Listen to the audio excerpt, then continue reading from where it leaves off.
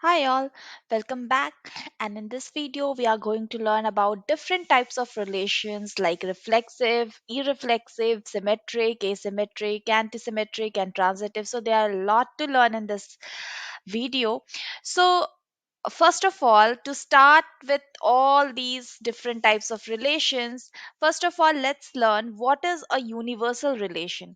So first we will define a universal relation on a set A, and then we will see different types of relation based on that. Okay, so we already have learned in previous lecture that a relation r from set A to A is called a relation on A. Okay, so on A. So if we define a A, relation R on A, that is, it is R is a subset of A cross A. So let's say if we have the total number of elements in A is n, then total number of relations on A is 2 raised to the power n square. Okay, because n into n will be A cross A, and total number of relation is the number of subset on A cross A. So of A cross A, so it is 2 raised to the power n square. Now coming back to our universal relation, let's say that we have this set A consisting of elements 1, 2, and 3. So A cross A will be containing elements like 1, 1, 1, 2, 1, 3, then 2, 1, 2, 2, 2, 3, then 3, 1, 3, 2, and 3, 3, right? So A cross A will contain the elements from A cross A. These are all the elements in defined in relation A cross A. Okay. Now this is a universal relation on A. This is a universal relation on A. So there are multiple relations we can define onto this universal relation. Like if we define a relation phi, which is an empty relation on A. So it will be an empty relation on A. It will not contain any element. Okay. So likewise, we can define other relation on A, like if we define symmetricity. Okay. If we are defining symmetricity, just a second, give me a hold. Uh,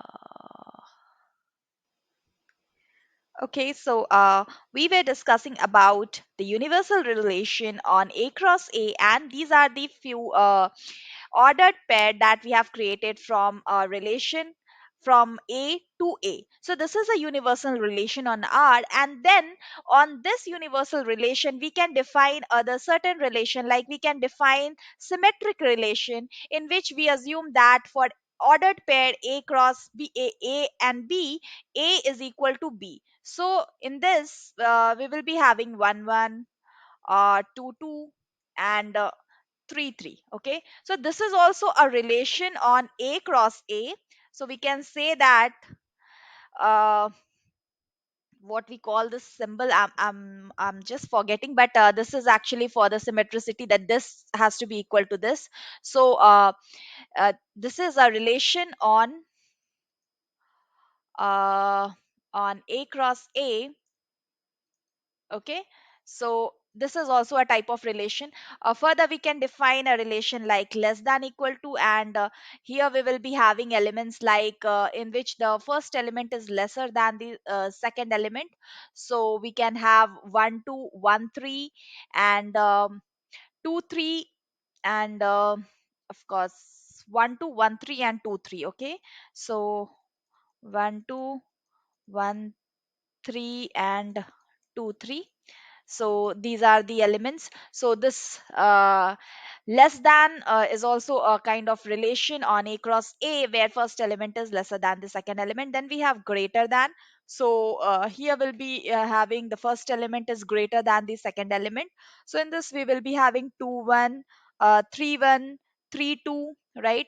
So 2 1, 3 1 and 3 2. So these are the elements of the relation greater than on a cross a. So we have defined this relation on a particular set a cross a, which is an a cross a is a relation from a to a. So first we have a relation r on a cross a, and then we are defining certain other relations like less than, greater than, equal to, or like this is a relation on a cross a, so this will contain elements like first element combination of uh, this and this, okay? So combination of these two.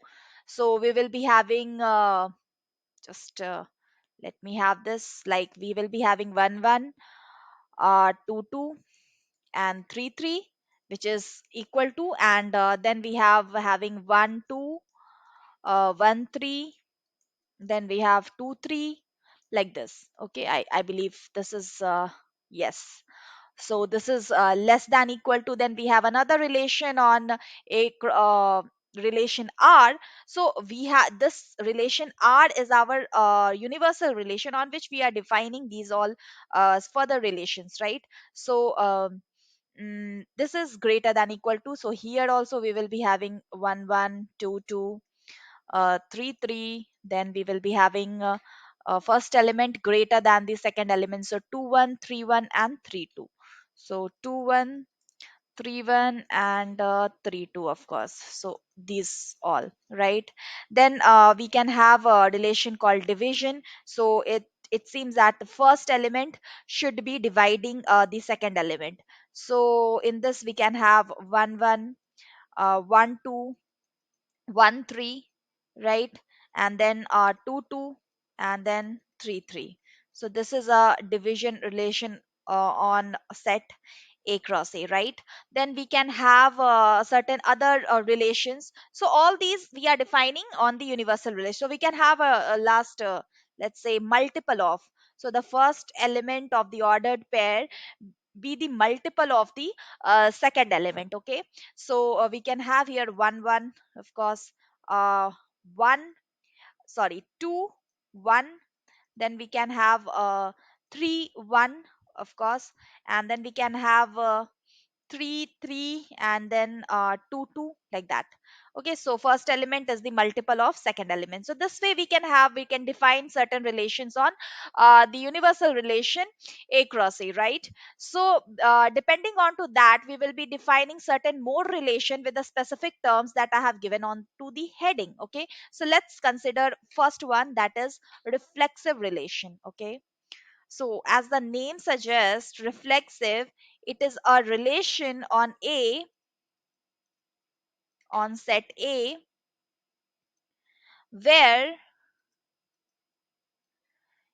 if AA belongs to R for every A belonging to A. So, this is a reflexive relation.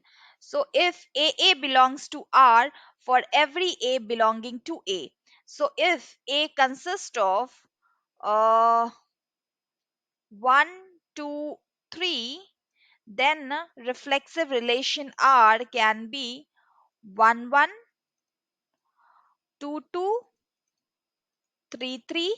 So for every element in A, there has to be an ordered pair in R like AA.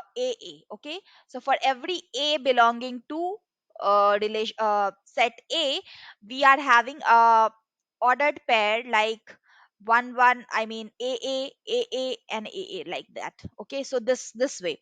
So this is a reflexive relation. Okay, now if this is a reflexive relation, just for a question, is this relation R13 equal to 1 1, 2 2 and 2 3? Is this a reflexive relation? So definitely not. Why? Because here we don't have, it is not a reflexive relation because we don't have 3 3 belonging to R13. Why? Because we if we consider reflexive relation, then it means that a relation is said to be reflexive if we have a comma a as an ordered pair belonging to R for every a. This for every means for each element of a we need to have a comma a, right? But here we don't have for this element 3, we don't have 3 comma 3, right? So it is not a reflexive relation. Okay, so if we have defined certain relation above on a cross a, right? So can you tell me which of them are reflexive? So if we go and check from here, so is it a reflexive relation? No. So empty is not a reflexive relation because for every element we don't have uh, a comma a, right? This is a reflective relation. Yes, this is a reflexive relation. Is this a reflexive relation? No. Is this a reflexive relation? No. Okay. uh, is this a reflexive relation greater than equal to? Yes. Why it is coming, it should be greater than, right? So this is just greater than, so this is not. But if we are saying greater than equal to or less than equal to, so yes, because of these three being present here. Okay, so these three are present, so yes, it is a reflexive relation. This is also a reflexive relation, right? Is this a reflexive relation? Yes, this is a reflexive relation because for every element we have uh, this a comma a for every element, right? For every a in R. This is also a reflexive relation. So altogether, if we say that for above relations defined, so symmetry, this equal to, less than equal to, greater than equal to, division and multiple of, all these are reflexive relation. Okay, all these are reflexive relation. So it is very simple. If for a given relation a, if we have all the comma a present in the relation, we set it as a reflexive relation. Very easy, right? Let's see about the second type of relation, which is just opposite to that. So second is irreflexive relation. So it is just opposite to reflexive relation. So its definition is like relation R is said to be irreflexive if a comma a does not belongs to R for every a belonging to set A. So it is just opposite. So for every a belonging to a should not be a part of R, right? So if I say for this kind of relation, if we consider the above relations, right? So a should not be belonging to R for every a belonging to A.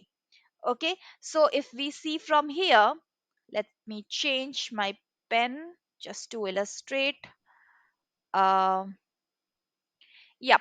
So if we see here, the very first relation we have defined phi. So is this irreflexive? Yes, it is irreflexive because we don't have a comma a for every a belonging to R. This is not irreflexive. Okay. Is this irreflexive? Yes. Okay, is this irreflexive? Yes. We don't have a comma a. Is this irreflexive less than equal to? No. Greater than equal to? No, because we have 1 comma 1 for 1 present in a. Okay. Is this irreflexive? No. Multiple of, is this irreflexive? No. Right? So altogether we have the irreflexive relations on a cross a are like for yes we have phi greater than equal to, and those who are not irreflexive are less than equal to, greater than equal to, symmetric, I mean equal to, division and multiple of. Okay, so these are not irreflexive. So for an example of irreflexive relation, if I say R13 equal to 1 1, 2 2, 2 3. Okay, so if this is a relation given to us and we are asked that is it irreflexive or not, okay, so we will see for every element in A, okay, if A does not belongs to R, for every A belonging to A, then it is a reflexive irreflexive relation. So for every A, for one belongs for one in this, one belongs to this relation, so from here only it gets cancelled, so it is not irreflexive.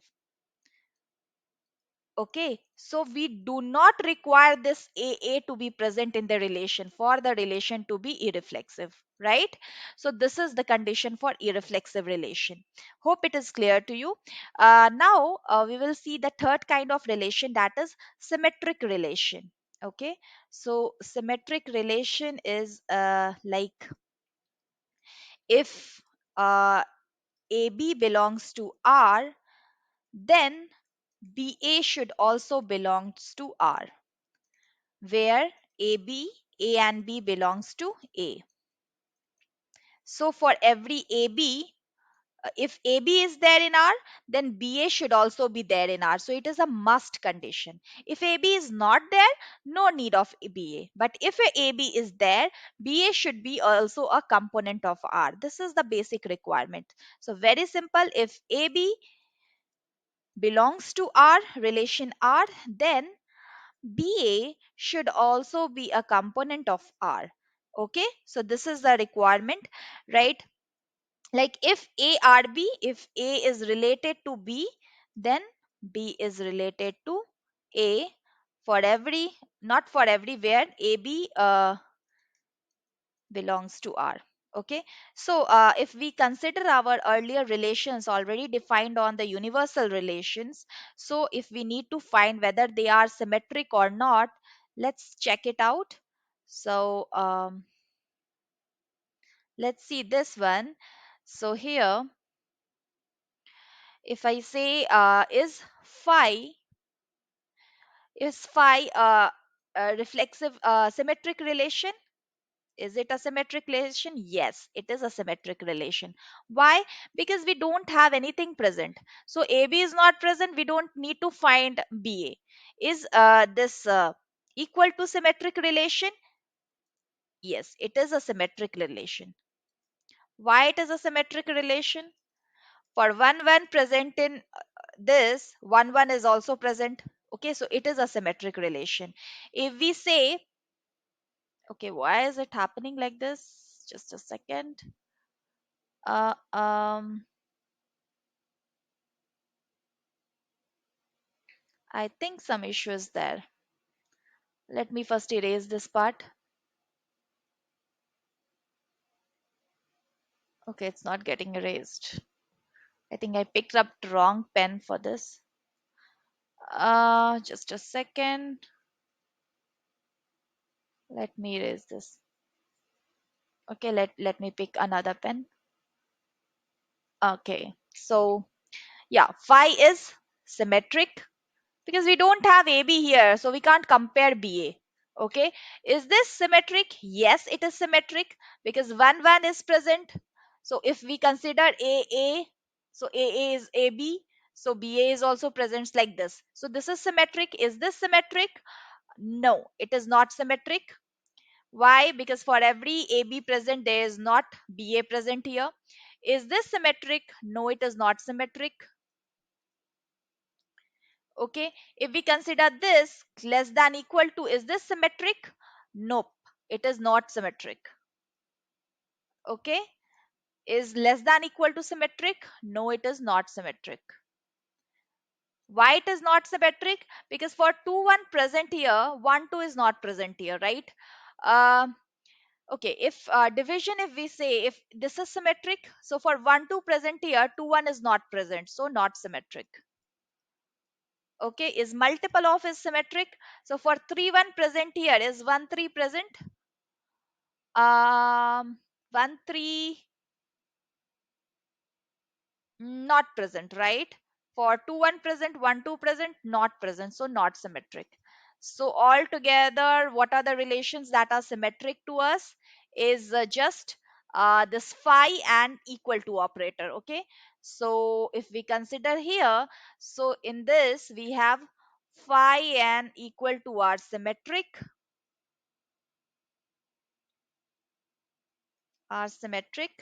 but less than, greater than, less than, equal to, greater than, equal to, division, multiple of, these are all not symmetric. Okay, just tell me one thing. We are defining everything on A cross A. So is A cross A symmetric? We need to check, right? So if we define A cross A here, so for every element, like we have 1, 2, 2, 1 present.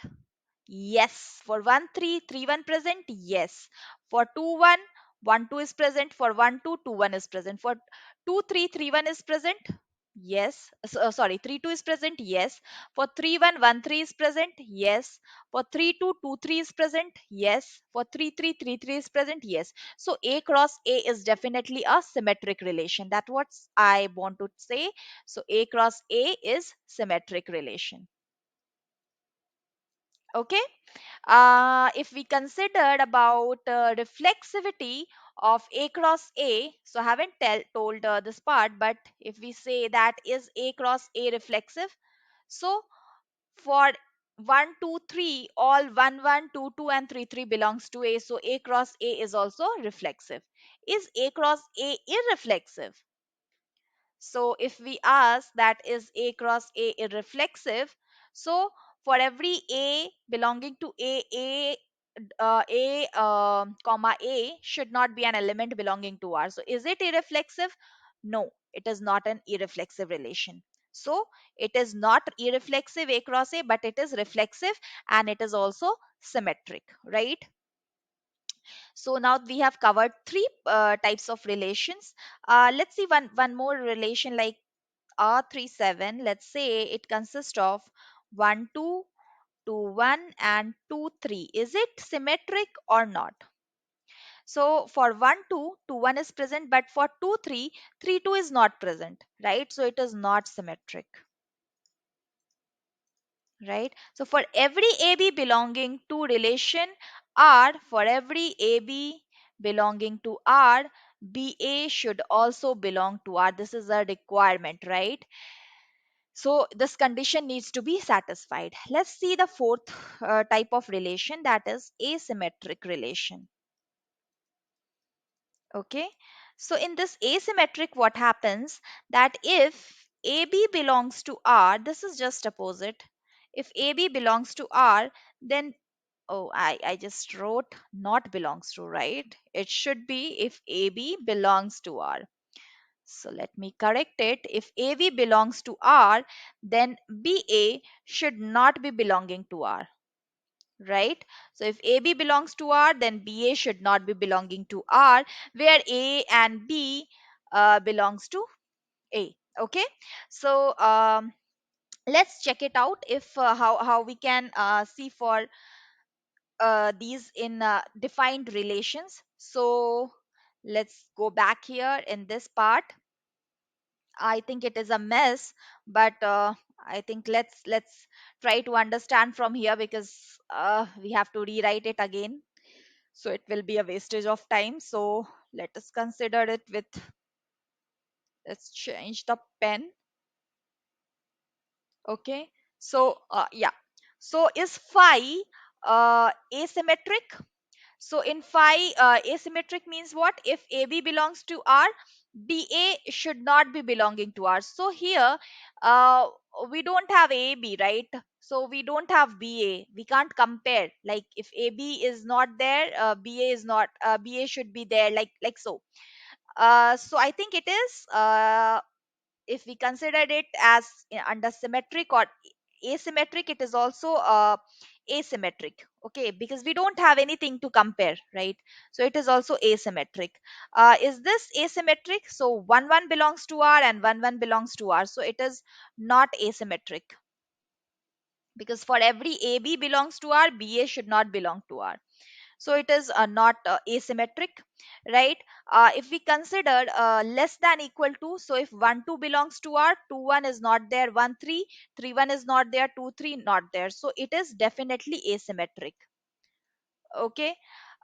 If we consider greater than, so for 2 1 1 2 is not there, 3 1 1 3 is not there, and 3 2 2 3 is not there in the relation, so it is also asymmetric. So we have phi as asymmetric, greater than as asymmetric, and less than as asymmetric.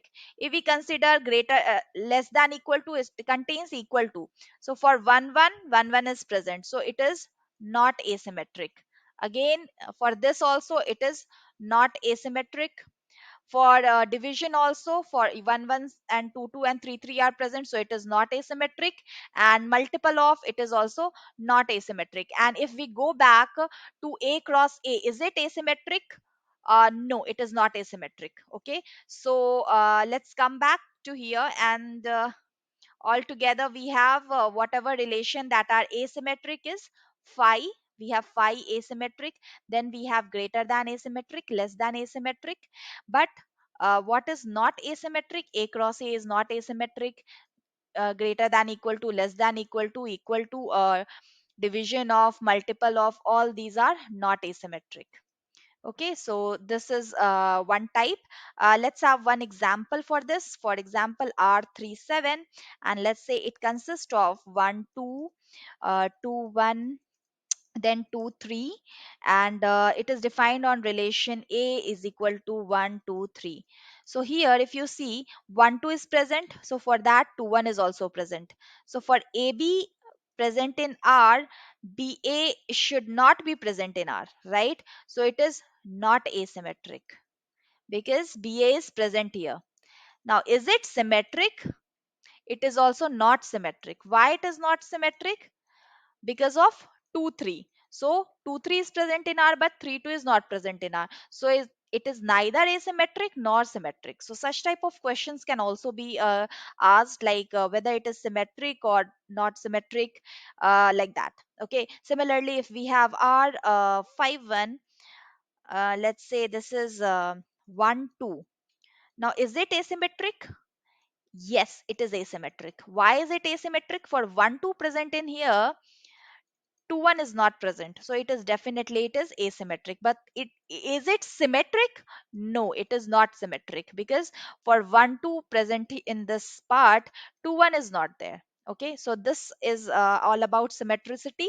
There is one more type called anti-symmetric, okay, which is not very different for from these two, so we'll discuss this here only. So this one is anti-symmetric. So this is the fifth type. Just let me change it. Okay, so the fifth type is anti-symmetric. Anti-symmetric. So what happens in anti-symmetric, that if AB belongs to R, if AB belongs to R, then BA belongs to R, then BA belongs to R, but the condition is then A should be equal to B. If AB is there and not then, just change this part. If AB is there and BA is there, then A should be equal to B. If AB is not there, if AB is there and BA is not there, then no problem. But if AB is there, AB belongs to R plus BA belongs to R. In this case, A has to be equal to B. This is the case. Okay. So if we see, uh, is phi where we have a zero element, is it anti-symmetric? So yes, it is anti-symmetric. It is equal to anti-symmetric. So AB is there, BA is there, and A is equal to B. So yes, it is anti-symmetric. But is great less than or greater than, these are asymmetric, sorry, anti-symmetric? Yes. Why? Because we don't have if AB is there, BA is not there, right? Similarly here also, if AB is there, BA is not there, the opposite is not there, so yes, it is anti-symmetric. But if you ask Yes, and this is also less than equal to is also antisymmetric, and greater than equal to is also antisymmetric.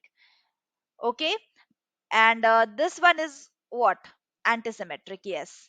Okay, but above all, if we ask about division, division is also antisymmetric, multiple of is also antisymmetric, right? So all these are antisymmetric, but what is not antisymmetric? A cross A. Okay, A cross A is not antisymmetric. Why? Because we have there, if 1 2 is present, not asymmetric, I'm right, I need to write antisymmetric.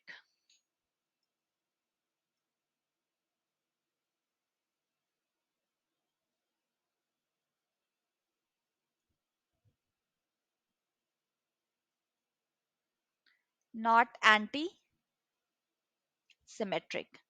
Why? Because if 1 2 is there in A cross A, then 2 1 is also there, and 1 is not equal to 2. Okay, so this is why it is not antisymmetric. So we'll see some of the examples for that. Then we will move to transitivity. So from that, it will be more clearer to you.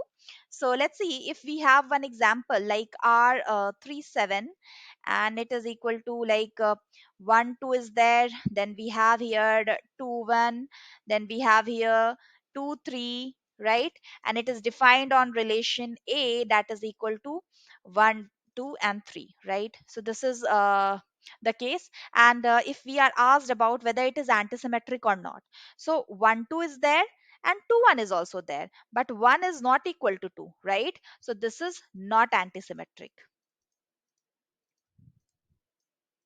Okay, is 2 3 is there and 3 2 is not there, so we are not taking. But here 1 2 is there and 2 1 is also there, so AB is there and BA is there, and A is not equal to B, so that is why it is not antisymmetric. If we consider another relation like A5 1, and this contains 1 2, so is it antisymmetric? Yes, it is antisymmetric, because for 1 2 present, 2 1 is not present. Okay, so this is, yes, it is antisymmetric. Is it symmetric? No, it is not symmetric.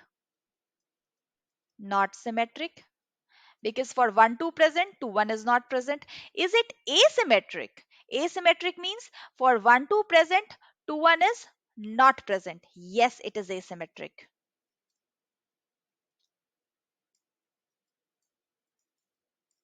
Okay, so this is the main difference. Let's say we have one more relation R11, and it is 1 comma 1. Now if we ask, is it antisymmetric? So for 1 1 present in present belonging to R11, 1 1 is present in R11 and 1 is equal to 1, so yes, it is antisymmetric. Why? Because 1 1 is present and 1 is equal to 1. Is it symmetric? So yes, it is symmetric. Why it is symmetric? Because for 1 1 present here, 1 1 is also present here, right? Both are equal, right? Is it asymmetric? No, it is not asymmetric. Why? Because for 1 1 present, 1 1 is also present. Okay, so this is the case. Let's talk about last example for this, so as to make it more clearer. Let's say we have relation R199, and let's say it consists of 1 1 and 2 2. Oh, okay, it's 1 2. Hmm, 1 2, right? So is it anti-symmetric? Anti-symmetric means if 1 2 1 1 is present, 1 1 is present, 1 should be equal to 1. So this condition satisfies. 1 2 is present, 2 1 is present, and 1 should be equal to 2. So 2 1 is not present. So yes, it is anti-symmetric. So is it symmetric? I don't think it is symmetric, because for 1 2 2 1 is not present. So not symmetric. Is it asymmetric? So for 1 2 present, 2 1 is not present, right? But for 1 1 present, 1 1 is also present. So from this it fails. So it is not asymmetric as well. Okay, so I hope from all these examples about symmetricity, I hope you got some idea onto this. So yeah, let's see the last one. So yeah, before jumping into transitive relation, make a note here that every asymmetric relation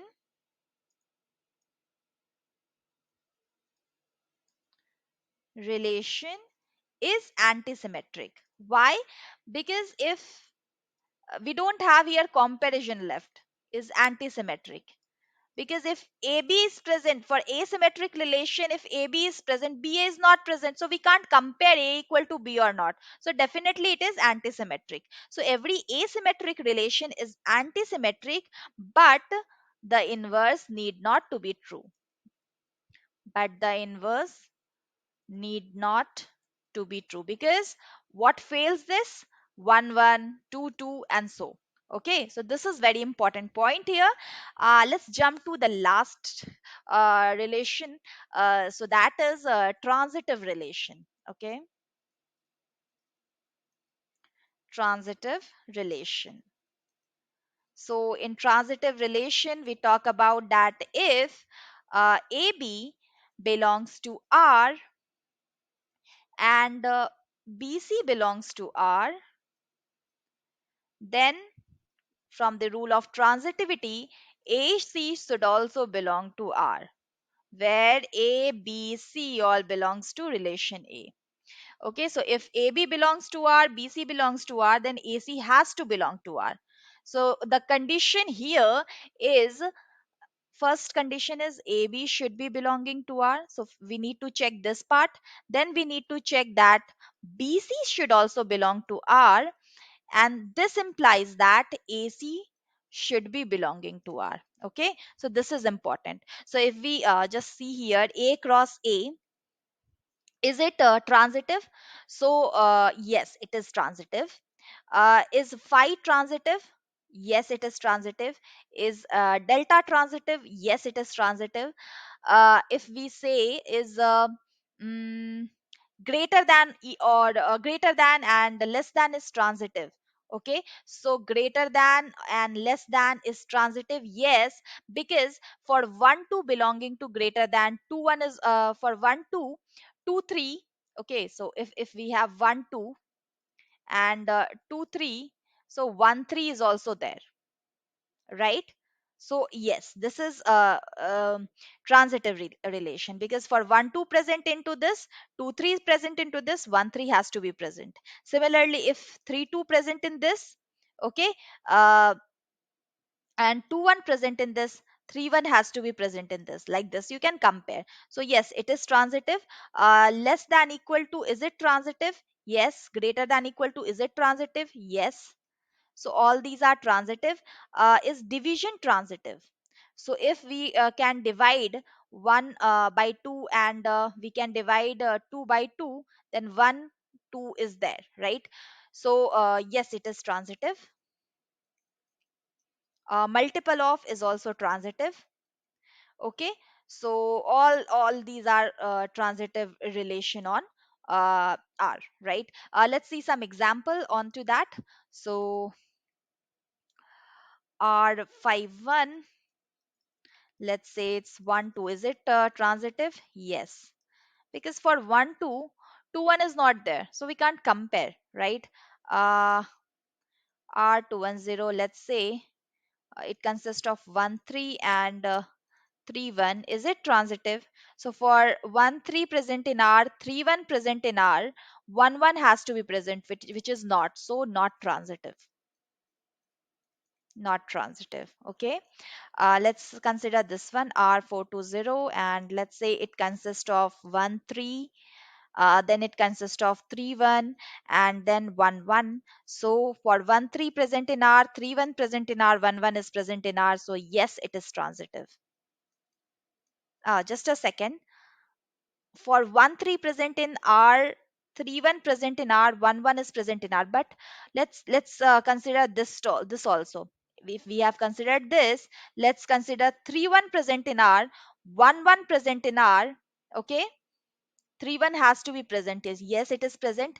But if we consider this, like for 1 1 present in R, 1 3 present in R. Okay, so 1 1 belongs to R and 1 3 belongs to R. 1 3 has to be belonging to R, right? It does make sense. 3 1 belongs to R, 1 1 belongs to R, 3 1 has to belong to R. So it is there. So, okay. So for each element we have to just compare. So let's compare for this. So for 1 3, 3 1 is present, right?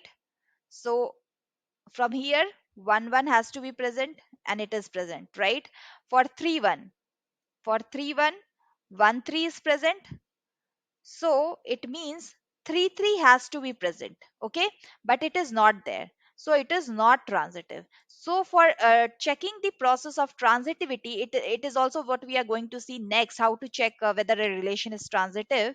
You have to check each every element, like you have to go through the entire part and you have to see if 1 3 is present and 3 1 is also present, then 1 1 has to be present. Okay, for 3 1, for next element 3 1, 1 3 is present, so 3 3 has to be present, which is not present, so hence it is not transitive, right? Looks like it is transitive, but it is pseudo transitive, not transitive, right? So this we need to remember. So we are going to look on to the some algorithm, Warshall's algorithm and all, to check the transitivity and all. So yeah, that's all for this. Next we are going to learn about how to represent a relation, which is a very small topic, and then we'll see some on to closures part. Okay, so that's it for this part, and thank you very much for watching.